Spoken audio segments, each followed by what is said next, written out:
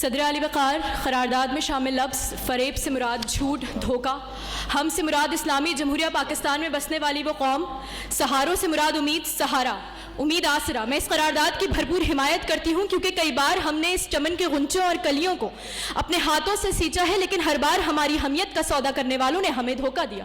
کسی نے ہم سے کہا آؤ سب سے پہلے پاکستان کا نعرہ لگاتے ہیں، ہم نے کہا لبیک۔ کسی نے کہا آؤ قرض اتارے ملک سنوارے، ہم نے کہا لبیک۔ لیکن صدر علی وقار، یہ قوم جن سہاروں کی متلاشی تھی، ان سہاروں نے ان کے منہ پر تماچے رسید کر کے انہیں یہ احساس دلایا کہ تم نے فریب کھایا ہے۔ تو پھر صدر علی وقار چلیے میرے ساتھ اور دیکھیے کس نے کس مقام پر کس سے دھوکہ کھایا ہے۔ پینشن کی لائن میں 36 گھنٹے کھڑے رہ کر اپنی زندگی کی بازی ہار جانے والوں نے فریب کھایا ہے۔ حکومتی اداروں سے بھتہ نہ دینے کے جرم میں فیکٹری میں زندہ جلا دیے جانے والوں نے فریب کھایا ہے۔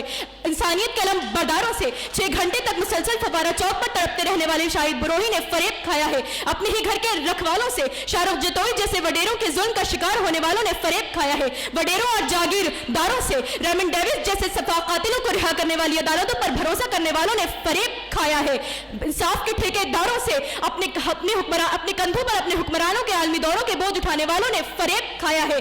ٹیکس وصول کرنے والے اداروں سے اپنے بچوں کے گلے میں برائے فروخت کا بورڈ لگانے والوں نے فریب کھایا ہے۔ روٹی کپڑا اور مکان کے نعرہ لگانے والوں سے تو پھر مجھے یہ کہہ لینے دیجئے کہ فریب کھایا ہم نے غلط سہاروں کا۔ صدر علی وقار، یہ فریب نہیں تو اور کیا ہے؟ یہ غیرت کے سودے ہی تو ہیں، یہ حمیت فروشی ہی تو ہے، جہاں اس قوم کو فریب دینے کے لیے سہارے خرید لیے جاتے ہیں۔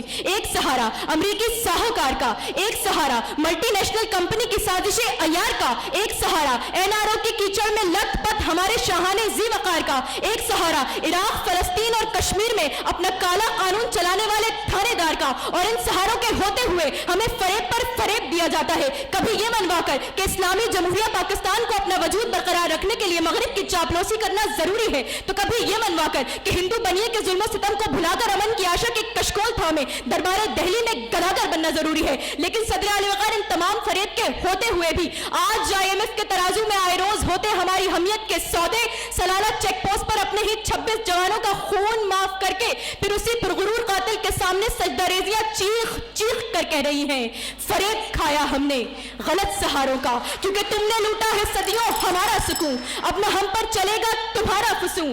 چارہ گر میں تمہیں کس طرح سے کہوں، تم نہیں چارہ گر، کوئی مانے مگر میں نہیں مانتا، میں نہیں مانگتا۔ میں اپنے مخالفین سے کہتی ہوں کہ یہاں آ کر قرارداد میں شامل لفظ غلط سہاروں کی بات کریں، صحیح سہاروں کی نہیں۔ صحیح سہارے ہمارے والدین ہیں، افواج ہیں، ڈاکٹرز اور انجینئرز ہیں، لیکن یہاں قرارداد ہے فریب کھایا ہم نے غلط سہاروں کا، تو غلط سہاروں کی بات کی جائے کہ ہاں فریب کھایا ہم نے غلط سہاروں کا۔